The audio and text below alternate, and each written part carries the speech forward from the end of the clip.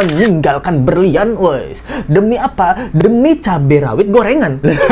Make upnya, gayanya itu Song Hye Kyo. Anak menelepon asistenku yang ada di Instagram. Lalu Dia maksa klarifikasi atau dia dipaksa klarifikasi sama itu skrip yang Bapak tulis kemarin malam udah hafal belum? Oh, skrip yang Papa nggak selingkuh tapi simpenannya ada di kamar kita ini kan?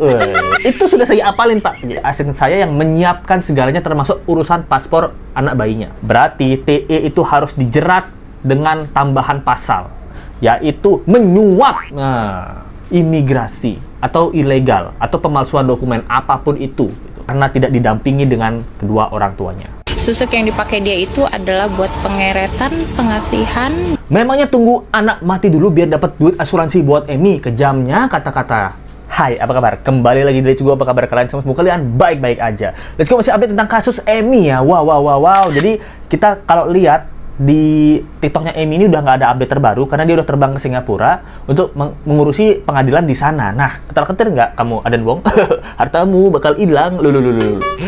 Nah, jadi kita mau bahas tentang update-update yang terjadi ya. Oke, yang pertama kita mau bahas tentang bagaimana si Aden Wong ini meninggalkan berlian, wes. Demi apa? Demi cabai rawit gorengan. Jadi kita lihat aja nih beberapa foto. Nah, ini guys. Ini adalah foto Emi muda. Wah, seperti berlian, bro.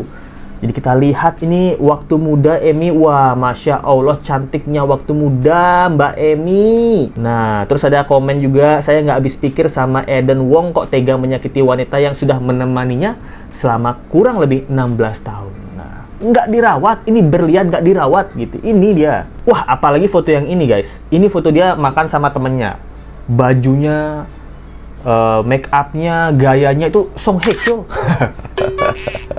Apalagi kemarin si Aden Wong bilang ini Emi ini saya kasih duit aja terus. Gitu. Ngomongin masalah duit, terlihat nggak di Emi? Nah, kita lihat siapa? Ardi Bakri sama Nia Ramadhani, Raffi Ahmad sama Nagita Slavina. Nah, Haritanu Sudibyo sama Liliana Sudibyo itu cowok-cowoknya punya duit banyak dan dia mempercantik istrinya karena istrinya di rumah jagain anak, nggak beban, suaminya tuh nggak aneh-aneh, nggak seperti Emi. Emi kamu suruh jagain 3 anak, 4 anak, nah kamu selingkuh di luar sana. Nah, gimana nggak stres? Apakah benar kamu seloyal itu ke istrimu Emi gitu? Biasanya kalau cewek-cewek bahagia, happy, nggak ada tekanan tuh kelihatan dari wajahnya, semakin lama semakin cantik. Mau punya anak, nggak punya anak gitu. Ini berarti apa? Ini berarti Emi stres. Nah, bukan stres gara-gara anak, stres gara-gara kamu.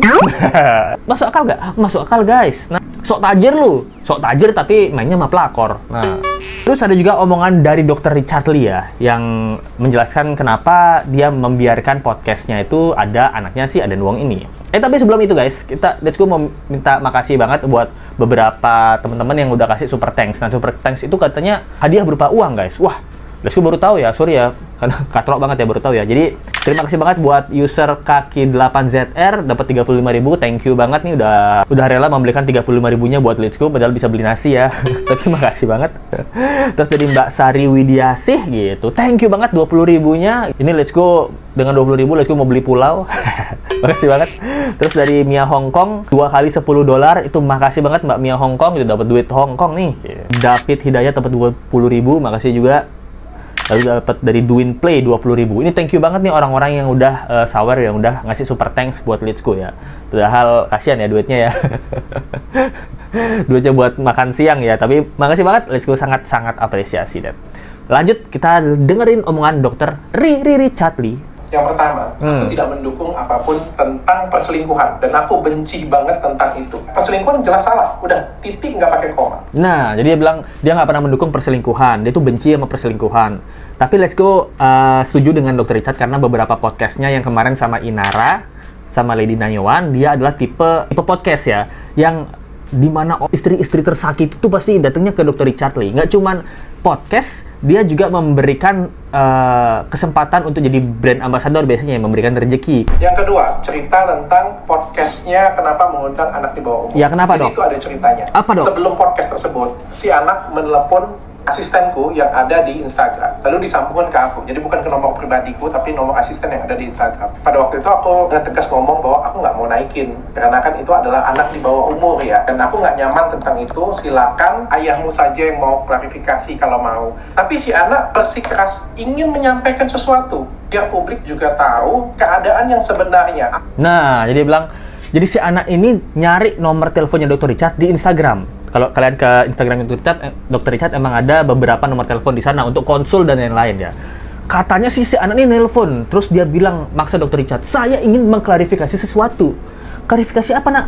Papa tukang selingkuh. Enggak canda ya. Saya ingin mengklarifikasi sesuatu tentang hal yang sebenarnya terjadi gitu loh. Kok nggak papa kamu aja? Papa kamu aja yang klarifikasi. Enggak bisa, dok. Papa, aku tukang bohong. Mama aku aja dibohongin, dokter nggak lihat. Saya canda ya. Bercanda itu. Jadi dia bilang bahwa ingin mengklarifikasi sesuatu. Dan dia bilang, kalau nggak di dokter pun, saya akan tetap membuat video tentang klarifikasi ayah saya. Nah, kan logika kita ya, anak kecil. Masa nonton Dr. Richard? Nggak mungkin kan? Tahu Dr. Richard dari mana? Tahu Dr. Richard dari mana? Itu pasti tahu dari Tante Ewong. Nah, dari Empal Gentong. Kenapa? Karena Empal Gentong orang dari Indonesia yang pasti nontonin YouTube dari Indonesia. Yang kedua adalah, dia maksa untuk klarifikasi untuk bapaknya sendiri. Nah, pertanyaan kita kan, dia maksa klarifikasi atau dia dipaksa klarifikasi sama bapaknya? Wes. Nah, nanti kamu telepon Dr. Richard Lee buat klarifikasi ya. Oke, Pak. Oke. Itu skrip yang Papa tulis kemarin malam udah hafal belum? Oh, skrip yang Papa nggak selingkuh tapi simpenannya ada di kamar kita ini kan? Itu sudah saya hafalin, Pak. Atau skrip yang Papa udah ketemu Tante Ewang 2 tahun lalu tapi pengen ceraiin Mama setahun lalu. Itu yang itu, Pak. Yang mana? Nah, ya itu semua. Tolong kamu hafalin nih. Jangan sampai salah kata. Nanti Papa di depan kamera bawa teleprompter, bawa kertas. Kalau lupa kamu lihat ke atas aja. Ada kertas di situ. Itu kan kalian ya, lihat ya. Pas dia ngomong tuh lihat ke atas ya gitu. Nah, itu antara baca sesuatu atau udah disuruh hafal gitu. Kamu katanya mau jadi artis. Harus pinter acting. Kayak Papa nih 2 tahun acting depan makmu. Malah ngatur kemana-mana. Jadi dia cerita, pokoknya pengen banget klarifikasi, mau nggak mau, menurut Dr. Richard ya harus mau ya. Karena kan buat Dr. Richard ini konten yang pertama, yang kedua atas persetujuan si anaknya. Let's go mendukung Dr. Richard. Dan aku juga di sana coba bertanya, mau ditutup nggak wajahnya, ada tekanan atau tidak. Aku berusaha sebaik mungkin lah. Tapi kalau masih kurang juga, aku minta maaf dengan kalian semua. Dan pada kenyataannya setelah podcast itu pun, anaknya yang kedua dan anak yang pertama tadi juga membuat video yang lain di luar dari videoku. Artinya, baik podcastku ada ataupun tidak, tetap akan disampaikan dengan masyarakat. Aku hargain itu. Nah, jadi dia benar ya, bahkan anak keduanya juga buat video ya gitu tentang klarifikasi hal ini itu. Berarti kan anak nomor 2-nya tahu nih beritanya ya. Padahal anak sekecil itu loh, pas dia kasih tahu berita, gokil gitu. Buat video klarifikasi, mungkin nih dugaan Let's Go ya. Dia direkam. Nah, kamu buat klarifikasi, apalin ya seperti kakakmu. Nah, udah hafal, dia buat klarifikasi gitu. Terus yang upload ini siapa? Ini pertanyaan Let's Go. Yang upload siapa? Jangan-jangan udah nak, udah sini Papa uploadin. Loh. Kok bisa anak-anak dikasih main HP? Anak kita aja nih, orang Indonesia jarang kita kasih HP kalau weekend, baru kita kasih HP, apalagi dia ngupload gitu. Ini gimana nih pas anak keduanya ngomong sama bapaknya, "Pah, aku tadi ngupload video." Video apa, nak? Video tentang klarifikasi bapak sama mamah gitu. Wah, mantep nggak? Mantep dong, Pak. Viewsnya besar. Gokil kamu ya. FYP nggak? FYP. Jadi guru FYP. Ini kan aneh ya. Ini super aneh. Itu aja udah kejanggalan logika. Kita udah nggak main, bro. Ada berita juga kan bahwa mereka sekeluarga ini kan ke Johor, Malaysia ya. Nah, pertanyaan kita kan, bayi pun itu harus punya paspor. Nah, let's go cari kan. Memang apakah bayi itu memang perlu paspor? Nah, paspor itu wajib dimiliki semua orang yang berpergian ke luar negeri. Anak yang baru lahir pun juga diwajibkan. Nah, pertanyaan kita kan, siapa yang ngurusin paspor ini? Sedangkan mereka itu warga negara Singapura. Nah, walaupun dia mengurus ke imigrasi, itu kan pasti ada syarat-syarat yang harus dipenuhi. Kedua orang tuanya atau apanya gitu. Let's go dapat nih infonya, syarat paspor baru kalau orang tuanya tuh udah berpisah alias udah cerai. Itu ada EKTP orang tua, kartu keluarga, akte lahir anak, surat cerai orang tua, surat hak asuh anak gitu. Surat kuasa dan paspor orang tua jika ada. Let's go yakin ini tidak dilakukan oleh si para berbah sialan ini. Ini pasti dilakukan oleh si tante empal gentong. TE, tante empal. Tante empal gentong. Loh. Jadi dia pasti tante empal gentong nih. Karena kan Dan Wong kan nggak ngerti. Buat paspor nggak ngerti, apa-apa nggak ngerti gitu. Pantas kemarin dia bilang, asisten saya yang ngurus semuanya. Asisten saya yang memberangkatkan saya. Ini maksudnya berarti. Asisten saya yang memberangkatkan saya berarti asisten saya yang menyiapkan segalanya termasuk urusan paspor anak bayinya. Berarti TE itu harus dijerat dengan tambahan pasal, yaitu menyuap imigrasi atau ilegal atau pemalsuan dokumen apapun itu karena tidak didampingi dengan kedua orang tuanya. Oke Pak Polisi, cepat sergap TE itu. Nah, karena dia banyak melanggar pasal. Yang pertama adalah pasal perzinahan, itu sudah pasti. Lalu yang kedua adalah seperti Pak Polisi bilang itu penghalangan memberikan ASI eksklusif. Nah, itu juga.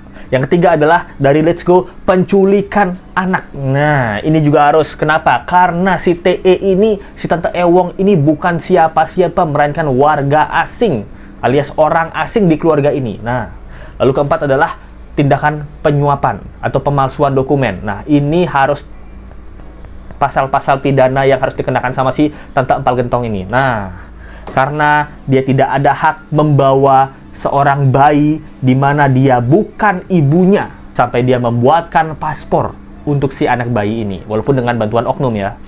Ayo kita viralkan sampai kamu ke Indonesia, hukum-hukum dan pasal-pasal ini harus ditegakkan gitu.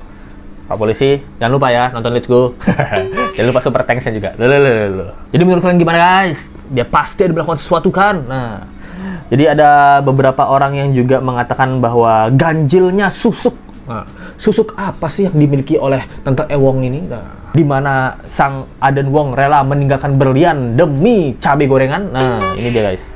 Susuk yang dipakai dia itu adalah buat pengeretan, pengasihan, biar orang melihat dia itu terlihat cantik, nyaman, menuruti apa maunya, untuk menguasai laki-laki, memenuhin keinginannya, kepuasan dirinya. Yang dikejar adalah duniawi. Mau itu dia mau pakai susuk atau enggak, karma tuh akan tetap ada. Wih, gokil. Jadi itu susuk pengasihan gitu. Memang kita jadi kasihan deh. Itu susuk pengasihan dan pengeretan. Pengeretan duit gitu. Ini buat lelaki-lelaki ya. Itu menurut paranormal bahwa susuk yang dimiliki oleh si Tante Ewong ini adalah pengeretan dan pengasihan gitu. Selalu dikasihani oleh lelaki. Dan gak cuman itu ya. Kabarnya nih Hotman Paris sebut anak-anak Aden Wong ini punya asuransi $4 juta itu. Pertanyaannya kak tahu dari mana ya? Ini artikelnya dari kompas.com nih, kamu harus tanggung jawab ya kompas.com ya. Dia bilang bahwa suaminya cerita seluruh keluarga diasuransiin sampai senilai $4 juta gitu. Hotman itu mengatakan bahwa jika salah satu anaknya meninggal, maka ibunya pun dapat mengklaim asuransi dengan nominal besar. Terus dia memberikan statement, apakah seorang bapak itu harus menunggu putrinya meninggal dulu karena bunuh diri sebelum bertindak baik secara de facto dihukum? Karena kemungkinan putrinya ini udah berniat serius buat bunuh diri karena tidak hubungan harmonis antara bapak sama emaknya. Nah, itu omongan Hotman ya guys. Ya, salah kita menyuruh Bang Hotman membela Emi. Lihat track recordnya Bang Hotman dong. Tidak pernah di pihak wanita yang tersakiti gitu loh. Dia juga punya 100 aspri. Nah guys, gimana menurut kalian tentang kasus kali ini? Ini Mbak Empal Gentong, kamu jangan bangga banget ya bisa ngerebut suami orang vice presiden ya itu. Ini sang istri dulu secantik jelita bro. Setelah nikah punya suami agak-agak wong Aden, kan namanya Aden. Itu dia stres gitu, bisa terlihat perbedaan wajahnya ya. Nanti kamu setelah menikah dengan si lelaki ini, kamu di masa depan juga seperti itu. Dia akan mengulangi perselingkuhan yang lain gitu. Bisa nggak kamu? Kuat nggak kamu? Loh. Atau malah si cowoknya setia, si ceweknya kembali lagi ke tabiat yang lama. Wow, di mucikari dan prostitusi ya. 25 juta bro. Wes. Itu dia bisa lu sampaikan gimana menurut kalian tentang kasus kali ini gitu. Let's go. Fokusnya kepada TE ini harus ditangkap gara-gara paspor anak bayi ini. Paspor anak bayi ini kayaknya itu ada oknum suap atau gimana gitu bisa membuat paspor, apalagi bukan sama emaknya. Nah, termasuk penyuapan itu harus dihukum, dan juga tindakan dari TE ini merebut bayinya itu harus dianggap penculikan. Nah, karena tidak seatas izin orang tua aslinya. Nah, itu dia yang bisa disampaikan. Let's go taruh link di bawah. Ini linknya Saweria. Kalau kalian mau ngasih donasi buat Let's Go, bisa link di bawah. Itu kalau kalian klik, nanti ada nama kalian bisa taruh pesan dan email. Emailnya nggak usah email asli. Kalian buat lalalayi@gmail.com boleh gitu. Jangan email asli ya itu. Nama, kalau nama terserah kalian. Dan pesannya juga terserah kalian gitu. Nanti bisa Let's Go bacain ya. Itu linknya ada di bawah. Kalau buat donasi buat Let's Go, itu mulai dari Rp2.000. Nah, Rp2.000 Anda bisa berdonasi gitu. Jangan terlalu banyak ya. Kayak Super Thanks tadi dapat 35.000, Let's Go nggak enak juga nerimanya nih ya. Kalau dikasih 2.000, 5.000, 10.000, Let's Go masih lumayan happy nerimanya ya. Gara-gara mungkin ini nggak membebani kalian ya untuk ngasih thank you buat Let's Go gitu. Tapi kalau 35.000, 50.000 itu kayak kegedean ya. Jangan, lebih baik kan beli baju aja gitu. Thank you banget tonton, jangan lupa like, comment, share, dan subscribe video ini. Kita ketemu lagi di video berikutnya. Sampai jumpa lagi ya.